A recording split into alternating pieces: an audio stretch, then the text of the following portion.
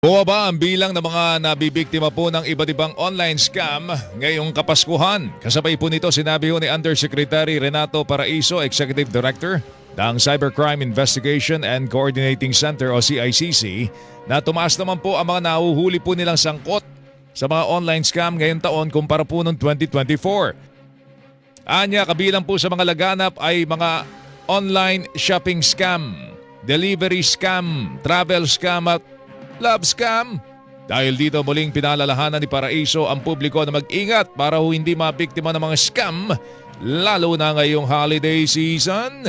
Laganap yung etong online shopping scam. Kasi nga ho, siguro alam ng mga scammers na yung mga Christmas bonuses natin, may pera yung tao, naghahanap talaga ng mga malalaking discounts, malalaking promos ng mga tao. At dito nila inaakit at saka dito nila, ito talaga yung entry point ng mga scammers. Especially, ginagamit nila yung mga social media platforms, yung mga sponsored sites para palaganapin yung scam na to. Tinig po ni Undersecretary Renato Paraiso, Executive Director, Cybercrime Investigation and Coordinating Center.